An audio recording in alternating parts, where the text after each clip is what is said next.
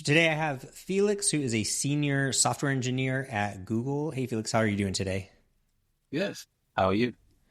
I'm excited to talk to you because I think it's just I think it's fascinating that you work at Google and you're in WordPress. Like it seems like two completely different worlds of the internet. So I'm kind of interested. Maybe you could give us like a background of like how you became a WordPress software engineer at Google. Yeah. First of all, thanks for having me here. I have been active in the WordPress space for longer than I have been active at Google, and so I started contributing to WordPress core about 9 years ago, and uh, back then I was a freelancer, and I was in the fortunate position that I was in college, and I had some extra free time where I could spend contributing to WordPress core. So that's where I kind of really got to contributing. I did that a lot, especially in that time, and eventually I became a WordPress core committer. End of 2016, that was, and have been active in the WordPress community ever since. Mm-hmm. And then when Google, that was like early 2018, Google started, like, there were public posts about them looking for WordPress people to establish a WordPress focused team. And that's how I eventually got to the position I'm currently in. And I've been at Google for a good 6 years now. And while the teams I've been part of, they have permutated Mm-hmm. a little bit, but I've always been focused on WordPress since I joined Google in one way or another.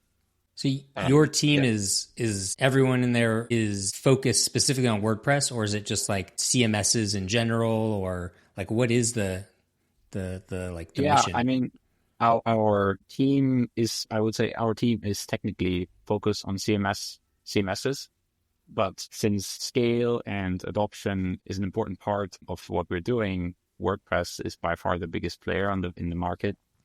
So I would say that a lot, like by far the majority of our work goes into WordPress. Like So we're and also everyone on the team comes from the WordPress space.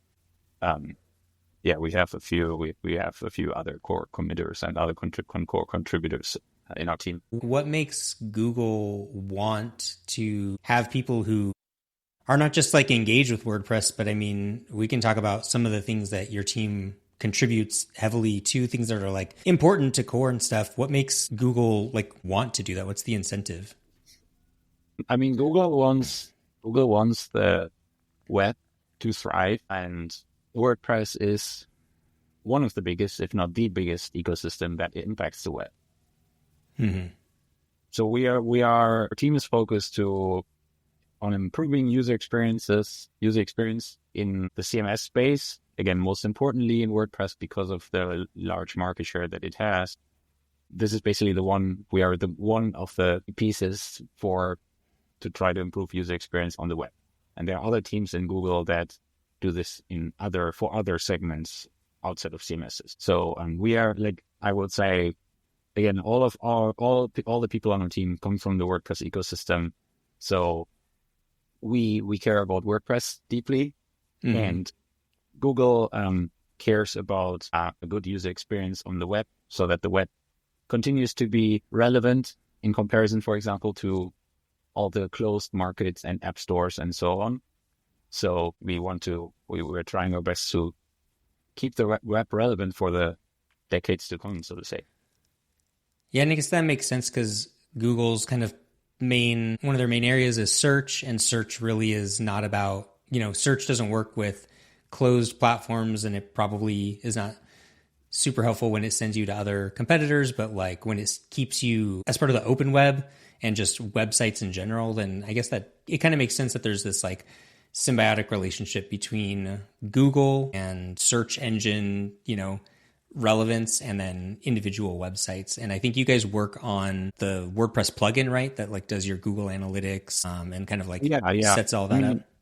Exactly. So that was my initial project when I joined Google. So I worked for a good 3 years primarily on SiteGit.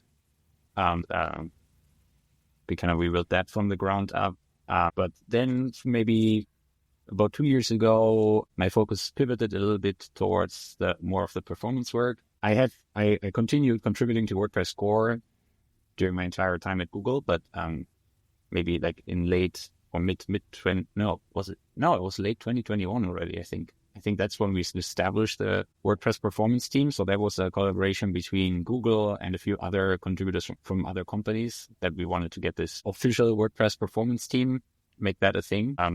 Since then, we've been contributing to those efforts to try to improve performance of WordPress out of the box so that the sites that people create with WordPress come with better defaults and have a better foundation to build performant websites. And I'll just say, if people don't know what Sitekit is, it's basically like a Google Analytics integration, but it's really slick. It's like it even gives like a lot of your insights inside of WordPress. So it's really good for like clients that kind of, they maybe are a little afraid to go in to dig into their proper analytics or something. But if you set Sitekit up for them, they can log into WordPress. They can see like stats on posts and stuff like that. It's super handy. But right. Yeah. And we also then that it also has like some other services integrated, like Search Console, ads, PageSpeed Insights. So I think one of the powerful things about Sitekit is that it allows you to see those data from those services at a glance, where if you go to the actual Google products, they have some integrations with each other, but generally they're separate. And yeah, and to what you're saying, like one of our key goals was to make it seamless to set up. Like there's no copy your JavaScript snippet from there to here in that plugin. So we basically fetch everything through the APIs. I forgot about the Search Console integration. It's like one of those spots that you kind of forget to go to and stuff. So having it all in like one integrated place into WordPress. And then the performance team, which you said you've been focused on recently, that is, when you say performance, do you mean like the performance of WordPress itself, like maybe more of like a server side type of an idea of performance? Or do you mean like the performance of the website to like a logged out visitor, like that kind of like page performance or something like that? Is it all of that? Is it parts of that? What is the domain of performance, the performance team? That's a great question. Yeah, it's probably all of that to some capacity, but I would say our primary focus is on the page speed, the user experience of the visitors of your site. So we, and of course, sometimes server side backend performance can be part of that. But yeah, we've been primarily focused on areas that improve performance in the front end, where the users, and when I say front end, I do not mean client side necessarily, but I mean the part that visitors see, so not WP admin. Mm-hmm. So, and we've been heavily focused on measuring the impact of our efforts. So that's something where I feel performance is in a very great spot, because the WordPress project overall is doesn't have a lot of metrics on things, and performance is a great outlier there because you get metrics through other ways out of the box. Like there are these there's a public data set that Chrome makes available from all the users that opt into the anonymous tracking, where basically it's called Chrome user experience, and that basically gives us high-level data on every popular WordPress origin, how the performance is every single month, and by that we can look at tendencies, and how certain improvements that we make improve performance or decline, hopefully not, but we can basically see those changes. There's another public data called HTTP archive, which that provides very granular insights for every month for every popular WordPress origin. It basically has data on like which feature does this site use and so on, like which WordPress version is this site on, and on lots of things. So we can combine the data from HTTP archive in this Crux report to, for example, say, I don't know, we want to see the performance from all sites before they updated to WordPress 6.5, and then get the same for a month later for all the sites that after they updated to WordPress 6.5, and we can see diffs, and then we could, for example, say, this suggests that WordPress 6.5 improved the metric X by this percent or something. So you can do like really widespread testing after each release, for example, and you can see okay, this latest release, somebody introduced this feature that does this little tweak to image blocks or something. And then you see, oh no, like all the images are whatever loading with a weird delay. Or like there's just weird things that happen in each release. So you can track that and kind of keep an eye on it and make sure that nobody's adding like performance regressions and stuff as we kind of like continually build up WordPress core. Is that kind of the goal there? Yeah, exactly. I mean, I have to say it is very difficult to tie those numbers like 100% to a specific feature, because those numbers are there's also performance metrics that are gathered throughout an entire month. So for example, going back to the example that I made, when does the site update to WordPress 6.5? We only have blocks of month data, so we don't know if the site updates to WordPress 6.5 on like the 29th of the month. So that would mean that most of the data is actually for WordPress 6.4, for instance. So those kinds of, there will always be those kinds of nuances, but the good thing is the data set of those, because WordPress is such a big platform, such a popular platform, the data set of origins is so large that it kind of reduces the noise a little bit when you look at such a large data set. Yeah, and then for more granular insights, we can still look at areas which have less variance. For example, unlike the actual performance metrics, like the core web vitals metrics, we can look at, for example, how accurately does WordPress identify the LCP image on the site? Because that depends only like that. You can tell from the HTML output itself, and it's just right or wrong. Like there is no, it's just a binary metric. And so for that, we could say, okay, after the site's updated to this WordPress release, this detection became X% more reliable. That is a lot more of a granular insight to make, and it doesn't directly tie back to the performance impact on the metrics. But we know, if we know that doing this more reliably makes performance better, it's also a good success criteria, for example. And when you're looking at the sites, because there's so many different types of WordPress sites, obviously if they were like headless WordPress sites, they probably wouldn't even show up as WordPress. They'd show up as whatever, a Next app or something like that. But then if you have like, say, classic versus block theme sites, and you might have these classic WordPress sites and they have these slider plugins and all this crazy stuff, and everybody makes their own system however they want and they do everything differently. But then you have block-based websites that are much more consistently built, and WordPress is much more responsible for compiling, the front end of it. Does that affect anything? Do you try to filter out classic sites, or how do you think about that? And we measure across the whole spectrum. We sometimes do, we definitely, for certain things, we do breakdowns. For example, we may work on a feature that only affects block themes, and then it doesn't matter too much what the overall number is, because if classic themes wouldn't be affected by it.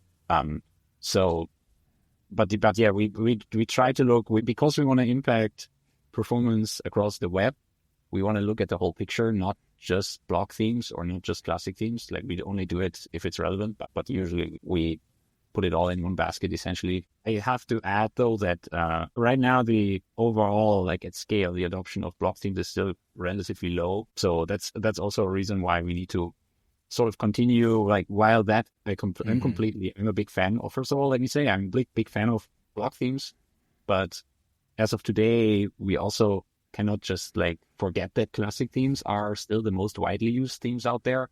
So we're kind of trying to find a good balance, how to contribute to things that impact all of them, both of those kinds of themes. But it is worth adding that even from a performance perspective, block themes provide a lot stronger foundation. We have looked at all the various features where we track the performance numbers for, and we noticed from all the things that we track that sites that switch to a block theme, they get the largest performance boost from anything that we track that they enable. And that makes sense because of all the best practices for performance that block themes have built in, whereas with classic themes, you would have to figure out that yourself. And some of those things aren't even reasonably possible to do. But then you also, at the very least, you need a lot of good plugins to do that. Yes. I know I remember back in the day doing trying to do custom critical CSS tools for, big sites and stuff like that. And a lot of that just happens with a block theme pretty naturally. But back then we would have to take screenshots of pages and have some, automated tool that continually checked for critical CSS, things like that. Yeah, it used to be a lot more work. I could imagine that people would get a performance boost. And then there's a plugin where they can beta test like performance lab features. Right, exactly. That's our main plugin from the performance team.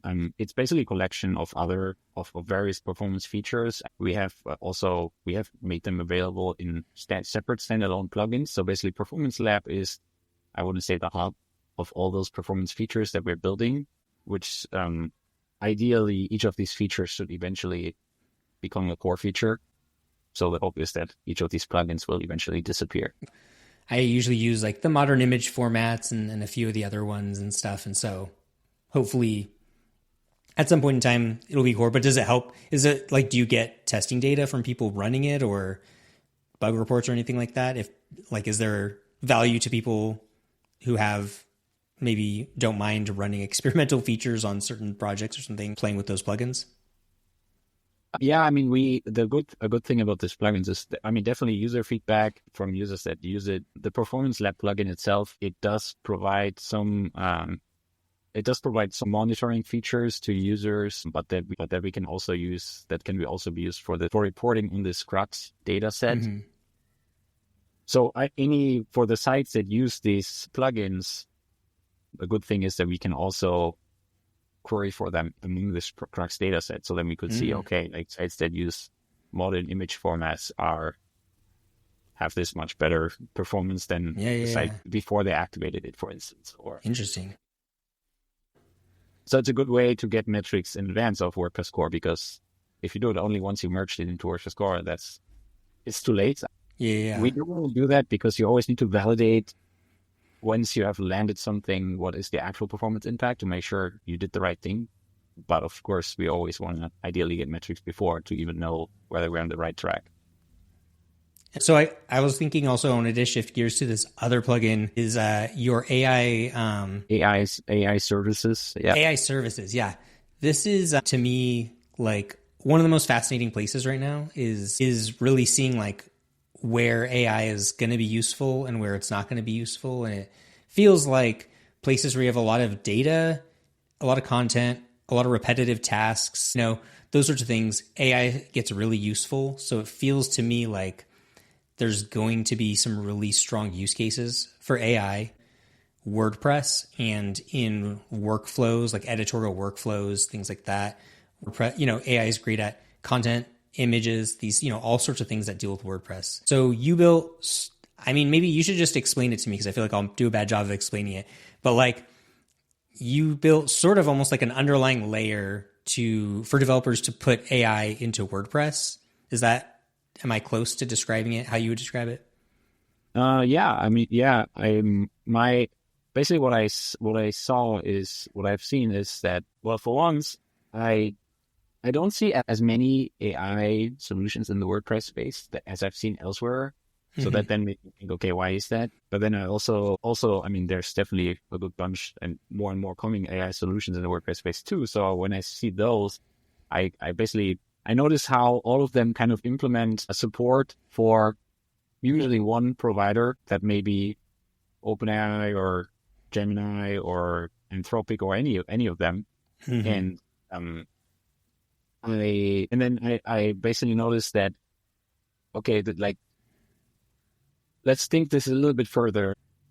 If there are more and more AI solutions in the WordPress ecosystem, what is that going to lead to? It's going to lead to that the end user of the site has 10 plugins installed with AI features that all of them implement support for one arbitrary provider, probably the one that the plugin author is most familiar with or likes the most or something. But the end user will be forced to, let's say you have plugins that's one plugin uses that provider, one plugin uses another provider, yet another provider, another plugin. So you eventually you would have to, as an end user, get subscriptions for all 3 services, for all or 5 or 10 services to use the AI features. But a lot of those AI features could work on any provider. there are definitely certain very more complex AI products that maybe that maybe they have done a lot of like prompt researching and found that provider X provides the best foundation for them or something like that. But I think that the majority of today's use cases, I mean, we're still only scratching the surface on what's possible with AI. And I think the majority of use cases that would already benefit WordPress users a lot could work on any of the popular services. So if I kind of wanted to that's how I came up with this idea that I want to build a foundation that abstracts around the APIs of the different services, that it introduces basically an abstraction layer that you can talk to Google the same way that you talk to OpenAI or vice versa. Mm-hmm. And you can register your own custom service. So there are a few built-in ones that I put in this plugin for now, which I also intend to extend a bit further. Even if a specific service that you want to use is not there, you could register your own and build the abstraction for it, which of course that's a lot more effort to do. But I think for the majority of users, for the majority of developers that want to build AI features in WordPress, they should be able to use one of the built-in ones and run with it. And you no longer need to build your own implementation of the provider, so you don't need to worry as much about that part. Mm-hmm.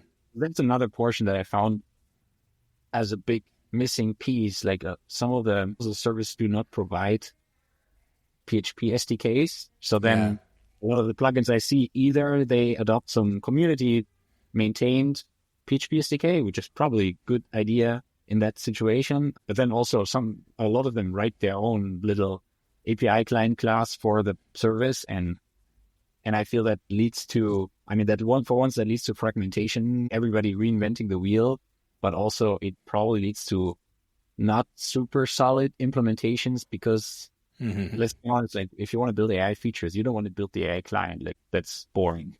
Yeah. So you want to focus your time on actually building the feature. And I have a big interest on building APIs. That's stuff that I like. And I thought, I built an AI API layer for WordPress. And so you can, like a developer could use your framework as a dependency. And then what they could do is say they wanted to build some plugin that does this or that to your content or something like that. By using your dependency, there's already a settings screen for API keys and all of that's handled. There's an abstraction for interacting with any of the AI providers. So all they have to really write is the actual like logic of their plugin. It's almost as if, in WordPress, I don't have to think about registering a post type or, like that work is all done for me. The framework is there. And then not only that, they can do it in PHP and they can do it do you have API endpoints to use it in JavaScript? Are you like integrated into Gutenberg's data stores, or is there like a JavaScripty way to also do these interactions? Like if I was building a block and I wanted some client side AI thing to happen, while they're filling out their block or something like that. Yeah, exactly. It has APIs in both PHP and JavaScript. I built them to be relatively in parallel, like equivalent to each other. But the JavaScript API does use data stores, so it registers its own AI services store. And from there, you can use the selectors and actions to generate content using AI. And it also does support WP CLI. I feel like I did this more for like an exploration, but you can also access them with WP CLI in the same way. I thought it was definitely crucial to me to build this for both PHP and JavaScript because I think a lot of the usage of AI will come in JavaScript in UI because of all the UI surfaces. Like you already said, content creation is going to be a big thing that can be facilitated by AI. So I think the block editor provides a lot of good surface area for that. I want to call out, there's one early plugin that Linnea Huxford from Ellie, she has been building a plugin based on that AI services plugin. Nice. So I was really excited to see that, but also she tried to build an SEO plugin that helps with certain like meta description generation and things like that. I wrote a blog post as a kind of proof of concept to build a plugin that generates image, alt text. Yeah. And again, like I think one of the most promising parts about having such an infrastructure is that you can build it agnostic of the service. So you can leave the choice to the end user to the site owner of the site to say, okay, I'm going to use Google or I want to use OpenAI or whatever. And so that just leads to a better user experience in the end because they can choose whatever they like best. That said, if you as a developer say, like, let's say you optimize your AI use case only for one or two providers and not the others, you can still say, okay, I only want to use one of those two if they're available, but otherwise my feature is not going to work. So you can still do that, but can you pick the model or something? Like you say, like, I really need it to go through this model for what I'm trying to do. And what if, and I would say would be cool is like, there's the other side of it too, is if some other LLM, really popular model comes out, say like Microsoft or something came out with one, you or somebody in the community could build that integration into it, then everybody who's using this same framework would be able to then have that support kind of like automatically, like, oh, there's a new really popular LLM. It's already integrated. Now we can just add that as another option or something like that. And, or maybe even people who want to do self-host their own, model somewhere or something like that. Like it could become sort of like a hub for sort of these different directions. Right. Exactly. And one thing that the plugin also currently it started supporting Chrome's built-in AI. I'm not sure if you're not familiar with it. It's like basically Chrome is starting to have its own AI layer built into the browser, which runs in your own machine. So it's a lot. This is good for, I would say, primarily two reasons. It's good for privacy because you do not send data anywhere else, and it's good for your wallet because you don't have to pay for any cloud-based service API access to use it. It's just free. Obviously, you do not the devices that run on your device. No, sorry, the AI models that run on your device, they're not as capable as some of the cloud-based ones because of all the computing power behind it. But they are good enough for many use cases. Definitely. Yeah. I personally think this. Basically this web AI approach where the AI model runs on people's machine and you can access it through the browser or another way on device.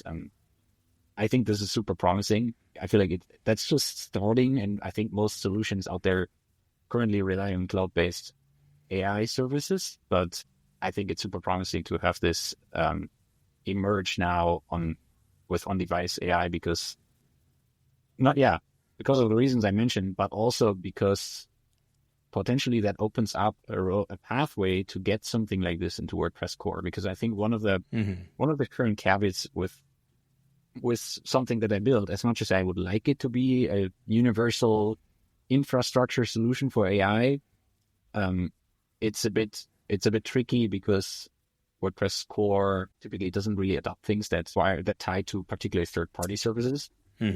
Even less so if they require payment. And I think if there are more options available to use AI in a basically distributed way on end users' devices, that would alleviate those concerns.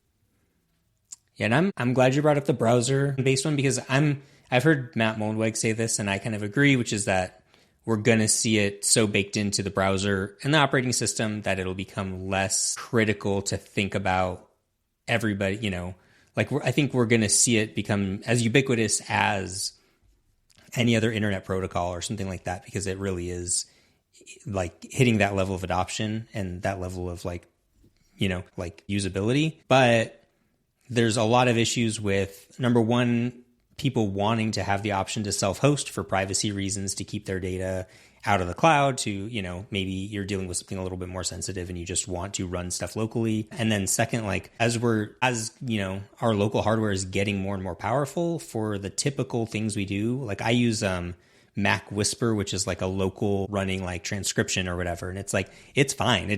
I don't need to use a cloud transcription service to like transcribe some audio. It just takes a little while. It runs, but it's fine. It's free. It runs local. It's good enough. I think we're going to see a lot more of that, but I'm curious about your thought about like you said, not having something like this in WordPress core, it feels like I would love to see more frameworks and integrations in WordPress core, like email, your email newsletter service, or your transactional email API, or all these sorts of different things where you do always have to reach for plugins for. You're always reaching for different plugins, and they're all using their own different systems and stuff like this. And like what you've built is something where if it were in core and everybody used it, it'd become so much more standardized, and it always feels better when we have those sorts of things, but it's such a hard decision and a trade-off.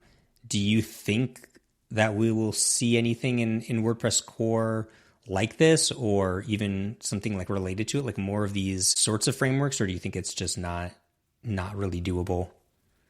I mean, I would love to see more of that. I mean, again, for this particular example with AI, I think the cautious part there is that we're still, as I mentioned, scratching the surface of AI, and maybe the web AI, on-device AI approach is going to make that more possible to have a framework in core. But I think for many other reasons, I completely agree with you.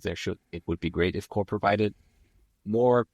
I don't even know if I would call it frameworks. I would call it standards.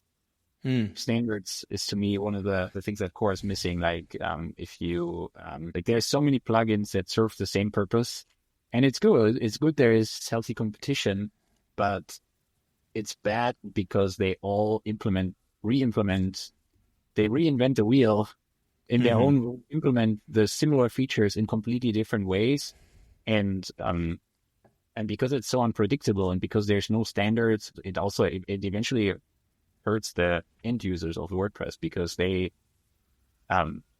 like serious vendor lock-in. Like that's one of the biggest problems to me in the WordPress space. As soon as you start using one plugin, if you use it for a while, like you're not gonna be able to migrate away from it without calling a developer, basically. So yes, you can't just migrate from one plugin to another unless it's one of the very few plugins that have built specifically for another plugin in like migration service or something like that. But most plugins do not have that, and I think that's something that's something that to me is one of the biggest pain points of the WordPress ecosystem. And more standards for certain use cases would help with that. Like obviously WordPress core wouldn't be able to cover everything, but I mean, some of the very common use cases, like certain e-commerce things, certain form plugins, there's so many things that there are tons of solutions for, and having some standardization would be great. Yeah, even Also, just I would say like a standard for like how plugins store your API keys or something, like how you store these sorts of things. Every plugin does it differently. There's no real right way to do it. I've seen some of the worst approaches to it. Just all these like little things that every plugin does like a million different ways, where maybe another CMS or something would have a specific spot to handle like global settings, site settings, that sort of stuff. Like it feels like we have it a little bit, but it's still very Wild West, Right. Yeah. Also, I think about one area where I think about this a lot is like payment providers. Like there's so many different WordPress products that require some sort of payment, whether it's e-commerce, whether it's some membership platform, anything that requires a payment integration. These plugins all built their own payment API endpoints for the different providers, which is kind of similar to the problem that I'm trying to solve with AI services for the AI providers. Like everybody reinventing the wheel just because one product uses payments for like e-commerce, another plugin uses payments for membership. That doesn't mean that the payment infrastructure needs to be different. It can still be the same. And I think so something like having that would be one of the areas where I would love to see standard in WordPress core. But then again, we get to a similar problem. Those are all third-party services, which now that I think about it, makes me wonder, should this kind of thing be in WordPress core just without any provider built in? You know what I mean? Like, because maybe that way it would not make core opinionated over any paid service, but it would provide the framework. Yeah, and the payment provider one is tough too, because that's also how a lot of developers fund, is like through like revenue share programs with Stripe, right? So a developer has a Stripe Connect integration in their plugin, and they get, Stripe will give them some tiny percentage of it. And so they want They don't want, like, it'd be great if WordPress had its own just default Stripe integration and that revenue share went to fund core or something like that. But, a lot of plugins start to depend on that as like a pretty important revenue stream. So you can understand why they don't want to share all these things. But it would be nice if at least the structure was there. Like you said, like Laravel is a good example where they have some preferred tools. Like say you want to add SMS notifications to your Laravel app. You go to their documentation. They have a couple packages that they recommend. Some of them might be partners or something like that. But either way, there's a couple like tried and true frameworks that everybody can rely on and stuff like that. And it plugs in, they all plug into the system in a pretty nice way where they play well together and stuff like that. And it's a lot easier to take all the pieces and put them together. Whereas like you said in WordPress, when I try to add this plugin to this, and then I need to switch to this other form plugin, it's like everything just sort of like feels like it starts to fall apart a little bit. Yeah. I mean, canonical plugins could be an alternative solution to this. Although I have to say so far, I mean, like the plugin that I'm building for AI, I would love for this to be a canonical plugin. But realistically, I've noticed that I think it's very hard. I mean, it's hard to get adoption for this kind of plugin because it's still not part of core. And I don't know what exactly I think it's important. I mean, developers have to be confident that this is a thing that is going to be around. Obviously, in my plugin case, I'm the only developer, so that I can understand how that feels fragile. But I would love to, in general, for that. But that's a similar situation for many other plugins that could become canonical plugins. But I feel that many times an API is only getting adopted once it is actually in WordPress core. I mean, like, I don't know, think about even the WordPress REST API, for instance, that was a big deal. Like before that was in WordPress core, some plugins adopted it, but not many. And even that plugin did only have a couple thousand installs, like when it was before it was in core. And so you can't compare the two. And that's where I feel, but now, I mean, every plugin has, like, tons of plugins have REST API endpoints today. So I think only once it hit core, it really reaches a critical mass. I like the idea of canonical plugins, like in principle, but like that part still, I don't have a good answer for how we can solve that problem. Yeah, and I've like written about this because I really love the canonical plugins idea, and I would love people when they open the plugin screen in WordPress, there's, this list of like, really just critical, important plugins. Here's your performance plugin. Here's a simple forms. Here's a simple, two-factor authentication plugin, like all these plugins that sort of exist, and half of them, they're out there and stuff. But I was actually trying to find like, what is the list of official canonical plugins? And you can find feature plugins where like features are being actively developed. And you can find plugins where WordPress.org is a contributor to it in the directory, but it's very hard to find like, here's a list of like true trusted plugins in WordPress. And it would be great to see some of those gaps get filled. And yet on the other hand, like you said, things kind of just have to go into core a little early. That's how Gutenberg went, right? It went into core definitely well before it was like great, but it increased the adoption at such a level that it never would have been able to before. And, that's just one way to do it too, I guess. Yeah, but I think especially when it comes to standards and APIs that are not immediately end user facing products,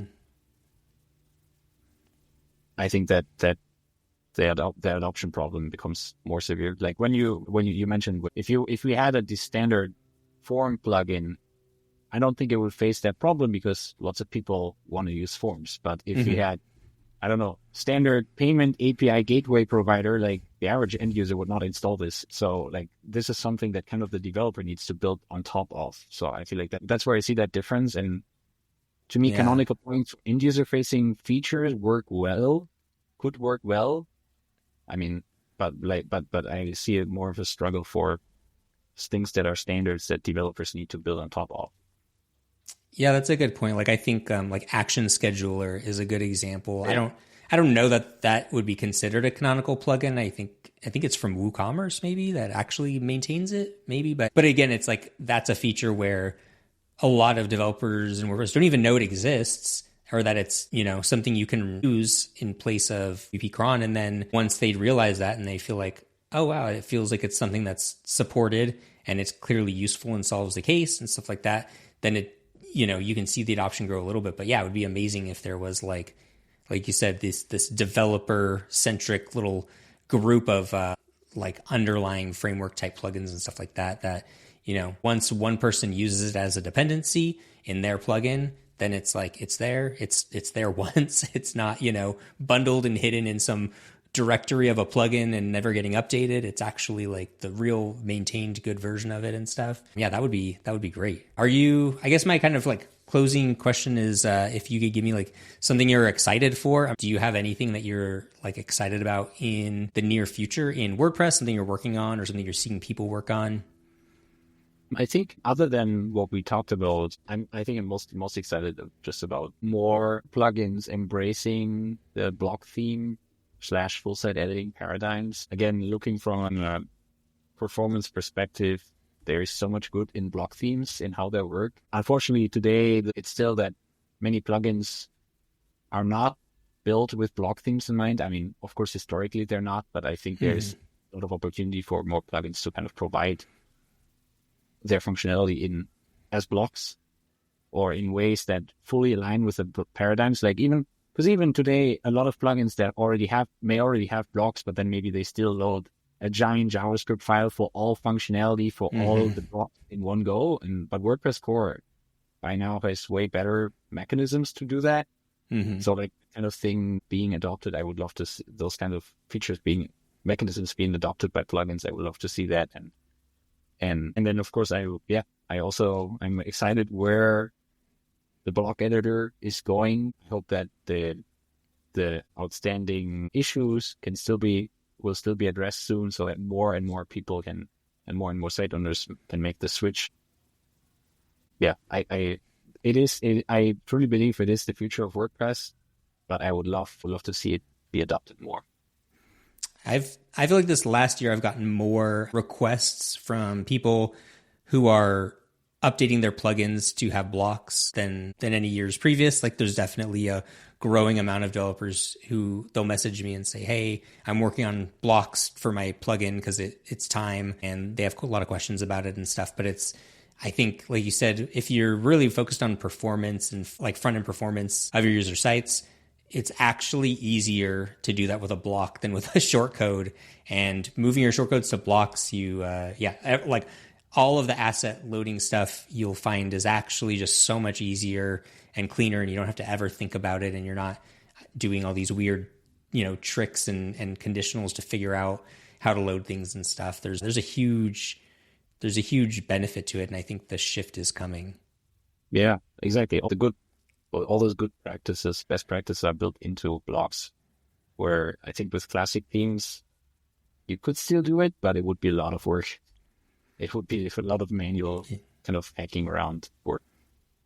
So there's a few things we didn't get to talk to, so I think we should do this again, because I want to talk about your MU plugins folder and some of the other stuff that I think is also useful. But in the meantime, where can people go if they want to follow you, read some of your recent blog posts about the AI services, and just connect with you online? I have my website. My website is felix-arntz, arntz.me. But then I'm also on all the usual socials. What is it now? LinkedIn. What is it? Blue Sky? Blue Sky. I almost said Bluehost, but I meant Blue Sky. By the time we release this, there will be another new one that we all have to go to. Yeah, GitHub, of course, WordPress.org. Yeah, I'm everywhere under my full name, Felix Arntz, except on WordPress.org. My username is Flixos90, FLIXOS90, which used to be my nickname, and I tend to think it's funny that that's the only platform where I didn't use my actual name, because maybe I created my WordPress.org account so long ago that I was not yet a serious person.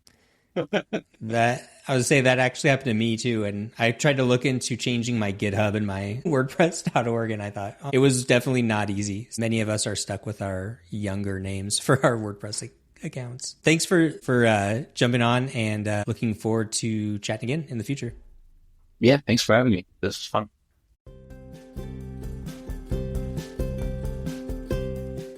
Webmasters is hosted by me, Brian Cords. If you enjoyed the show, be sure to like and subscribe, leave us a review, or share this episode. For more, visit webmasters.fm. Until next time.